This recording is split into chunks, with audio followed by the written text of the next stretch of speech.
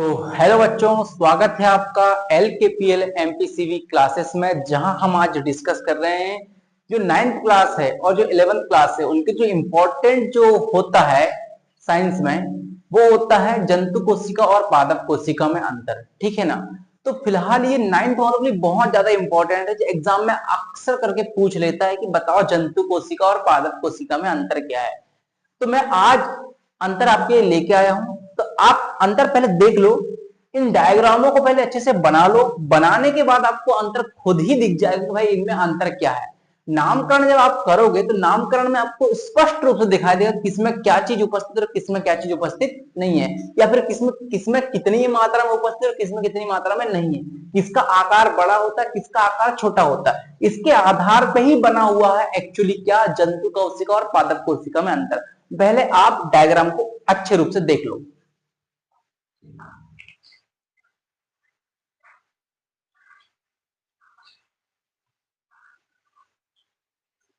Diagram आपको सुस्पष्ट रूप से दिखाई देता होगा। अगर ज्यादा नहीं दिखाई दे रहा तो मैं आपके एक काम करता हूं, कैमरे को थोड़ा नीचे कर देता हूं।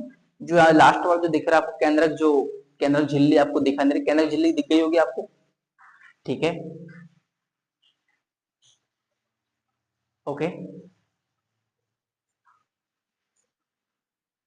ठीक है। अब मैं यहां पर आपको एक एक डायग्राम के बारे में सारी जानकारी देता हूं। ठीक है ना।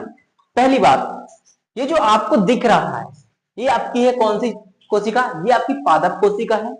और जो आपको इस साइड में दिख रही है ये आपकी जंतु कोशिका है। फिलहाल आपको बता देता हूं मैं, जंतु कोशिका में केवल और केवल क्या होती है, इसमें होती है कोशिका झिल्ली। याद रखना क्या होती है इसमें, कोशिका झिल्ली होती है। ठीक है ना। किसमें? जंतु कोशिका में होती है कोशिका झिल्ली। किंतु पादप कोशिका में कोशिका भित्ति और कोशिका झिल्ली दोनों होती है। पादप कोशिका में क्या होती है, कोशिका भित्ति और कोशिका झिल्ली। जो अंदर वाली है, ये अंदर वाली जो आपको दिखाई दे रही है ये आपकी कोशिका झिल्ली है, और जो बाहर वाली होती है वो कोशिका भित्ति होती है। ठीक है ना। एक बात, इसी के कारण बस में कोशिका झिल्ली और कोशिका भित्ति होने के कारण इसका आकार निश्चित होता है। मतलब कि ये इसका आकार चेंज नहीं हो सकता। ठीक है ना।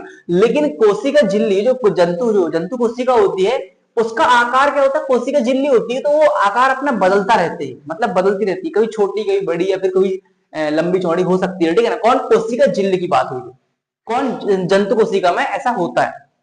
अब बात करते हैं, सबसे बड़ा अंतर एक रिक्तिका वाला कॉन्सेप्ट है। आप रिक्तिका क्या होता है कि पादप कोशिका में रिक्तिका का आकार बहुत बड़ा होता है। मतलब कहने मतलब ये रिक्तिका पाई जाती है। अगर इनका आकार बड़ा होता है इसलिए इनका जो केंद्रक होता है वो साइड में होता है। ठीक है ना। बीच में नहीं होता, एकदम बीच में इनका ये केंद्रक कभी होता ही नहीं है। ठीक है ना। कौन? ये जो केंद्रक है ये बीच में कभी होता ही नहीं। कौन?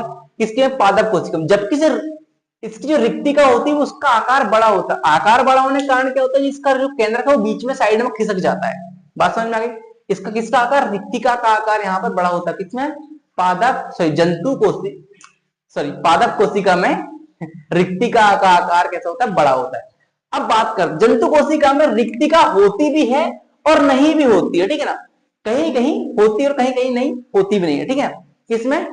इस जंतु कोशिका में। अब बात करते हैं, ठीक है ना, इसमें जो आपको राइबोसोम जो दिखाई दे रहा है, क्या चीज दिख रहा है आपको? राइबोसोम। राइबोसोम किसे पाया? जंतु कोशिका में पाया जाता है और पादप कोशिका में पाया जाता है। ठीक है ना। इसमें राइबोसोम पाया जाता है। क्या पाया जाता है? राइबोसोम पाया जाता है। राइबोसोम क्यों? एक इसमें क्या होता है, एक अंतः द्रव्य जालिका होती है, उसमें बोलते हैं ER। ठीक है ना। और इसमें होता है एक चिकना और एक खुरदरा। ठीक है ना। अब अंतः द्रव्य जालिका दो प्रकार की पाई जाती है, एक ER होता है जिसको बोलते हैं अंतः द्रव्य जालिका, और इसमें होता है एक खुरदुरा और एक होता है कौन सा? चिकना। ठीक है ना। तो ये वाला जो होता है ये कहलाता है आपका खुरदुरा। मतलब एक होता है खुरदुरा अंतः द्रव्य जालिका और एक होता है चिकना अंतः द्रव्य जालिका। ठीक है। राइबोसोम भी कहता हूं, इसमें भी राइबोसोम पाया जाता है। इसमें क्या पाया जाता है? इसमें भी राइबोसोम पाया जाता है। देखो जैसे यहां पर ये जो आपको छोटे छोटे डॉट डॉट लाल करके दिखाई दे रहा है वो उसको मैंने राइबोसोम दर्शाया हूं। तो ये आपका राइबोसोम है। ठीक है ना। और इसका जो अंतः द्रव्य जालिका जो कहलाती है उसमें चिपका हुआ होता है, इसलिए कहता है खुरदुरा लगता है ये। देखो ठीक है ना। और ये कहता होता है खुरदुरा होता है। आपको बात समझ में आ गई? और एक होता है चिकना वाला। तो ये चिकना वाला मैंने यहाँ पे दिखा, यहाँ पे दिख रहा होगा आपको, ये मैंने चिकना वाला ऐसे आपको दर्शाया गया। ठीक है। ये बात हो गई। अब बात करते अपन किसकी, हरित लवक। सुनो, ये नोट करने वाला पॉइंट है, कैसे अंतर में आएगा कि क्या बोलते हैं, हरित लवक किसमें पाया जाता है बेटा, पादप कोशिका में हरित लवक पाया जाता है, जबकि जंतु कोशिका में हरित लवक पाया ही नहीं जाता। आपका एक बेस्ट अंतर, सबसे अच्छा अंतर ये एक हो गया कि जंतु को पादप कोशिका में हरित लवक पाया जाता है, जबकि से अपना जो पादप जंतु कोशिका है उसमें हरित लवक पाया नहीं जाता, पादप कोशिका में हरित लवक पाया जाता है, ठीक है ना। इसमें रिक्ति का आकार कैसा होता है, बड़ा होता है, इस इसमें रिक्ति का आकार होता ही नहीं है, फिर होता है तो छोटा होता है, ठीक है। अब बात करते हैं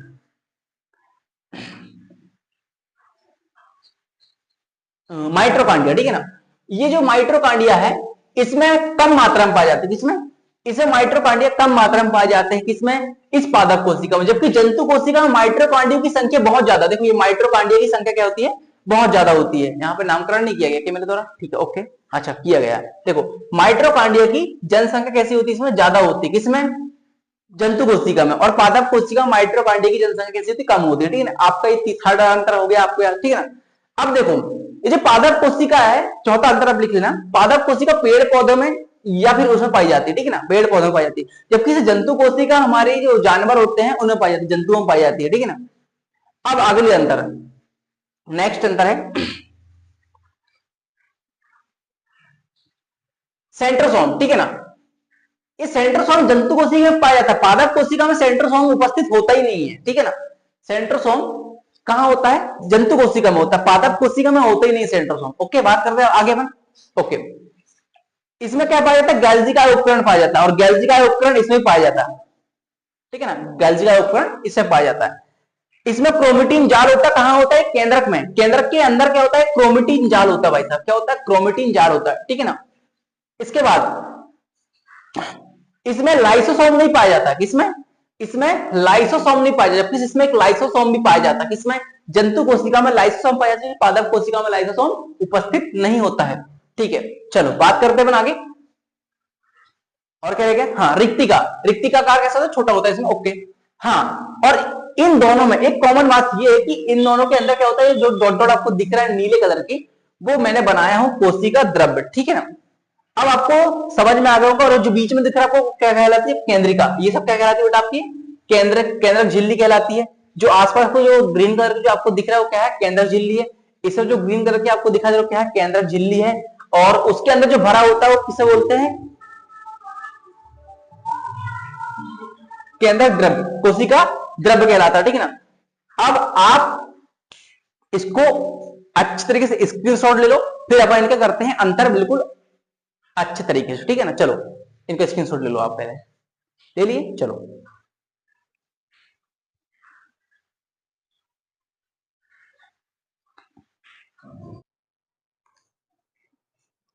तो ये आ गया है आपके पास अंतर, ठीक है ना। मैंने डायग्राम आपको शो कर दिया था, डायग्राम में आपको समझा भी दिया था, फिलहाल मैं आपके लिए एकदम लिख करके और स्पष्ट रूप से लिख के लेके आऊं, ठीक है ना। और इनको अच्छे रूप से आप याद कर लेना, याद करने का मतलब इसको समझ लेना, समझने के बाद एग्जाम में आपको आ जाएगा, इंपॉर्टेंट है, क्योंकि इंपॉर्टेंट चीज तो आती है एग्जाम में, ठीक है ना। हम बात करते हैं जंतु कोशिका, जंतु कोशिका, और इसके बाद करते हैं पादप कोशिका। इसे बोलते हैं एनिमल सेल, इसे बोलते हैं प्लांट सेल, ठीक है ना। प्लांट्स मतलब होता है पेड़ पौधे, और जो एनिमल मतलब होता है उसे जानवर बोलते हैं, ठीक है ना। अब बात करते हैं जंतु कोशिका में, याद रखना कोशिका भित्ति नहीं पाई जाती है, नोट करने वाला पॉइंट है, हमेशा याद रखना, क्योंकि एग्जाम में पूछ लेता कई बार, या फिर आपको ऑब्जेक्टिव दे देता है, या फिर आपको दे देगा रिक्त स्थान, जंतु कोशिका में खाली स्थान नहीं पाई जाती, तो आप बोलना कोशिका भित्ति नहीं पाई जाती, जबकि जंतु पादप कोशिका में हमारी कोशिका भित्ति पाई जाती है, ठीक है ना। अगली बात करते हैं नेक्स्ट टॉपिक, इसमें हरित लवक नहीं पाया जाता है, इसमें हरित लवक, याद रखना हरित लवक नहीं पाया जाता जंतु कोशिका में, ठीक है ना। सिर्फ ओनली फॉर एक व्यक्ति को छोड़कर, उसका नाम है यूग्लिना, यूग्लिना में हरित लवक पाया जाता है, क्योंकि ये जो होता है प्रोटोजुआ के आधार पर, उस प्राणी के आधार पर आता है, कौन, ये जो यूग्लिना है, ठीक है। इसके बाद करते हैं, इसमें हरित लवक पाया जाता है, सारी चीजों में पाया जाता है। हरित लवक होते 3 प्रकार के, क्लोरोप्लास्ट, ल्यूकोप्लास्ट और क्रोमोप्लास्ट, ठीक है ना। हरित लवक कौन कौन से प्रकार के होते हैं, हरित लवक होते हैं 3 प्रकार के, प्लांट से पाए जाते हैं, क्लोरोप्लास्ट, ल्यूकोप्लास्ट और क्रोमोप्लास्ट। अब बात करते हैं किसकी, थर्ड पॉइंट, इनमें रिक्तिकाएं नहीं पाई जाती है, सुनो, इनमें रिक्तिकाएं नहीं पाई जाती, लेकिन कभी कभार छोटी होती है, और अस्थायी होती है, मतलब पाई जाती है लेकिन क्या होती है, छोटी होती है और अस्थायी होती है, मतलब हमको दिखाई नहीं देती, कभी भी बनती है और कहीं भी खत्म हो जाती है, अस्थायी होती है। ठीक है ना, बात समझ में आ गई? ये नोट वाला पॉइंट है। अगला बात, इसमें बड़ी रिक्तिकाएं पाई जाती है और कैसी होती है बेटा, स्थायी होती है, मतलब कि इन्हें बड़ी रिक्तिकाएं पाई जाती है और स्थायी और होती है। ठीक है, हमने यहाँ डायग्राम में शो भी किया था, आपने डायग्राम में जाकर एक बार जरूर देख लें।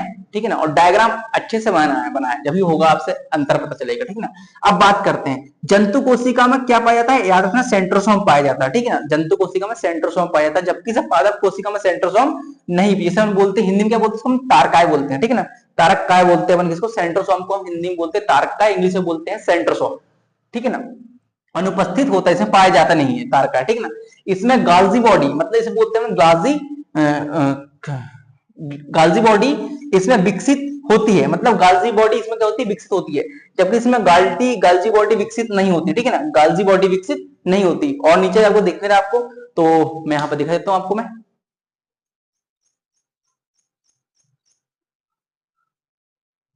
ठीक है ना,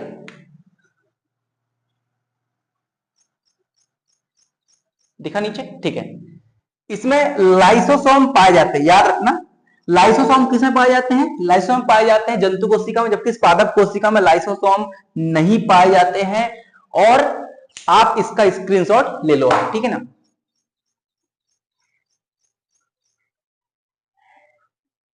ले लिए, ठीक है।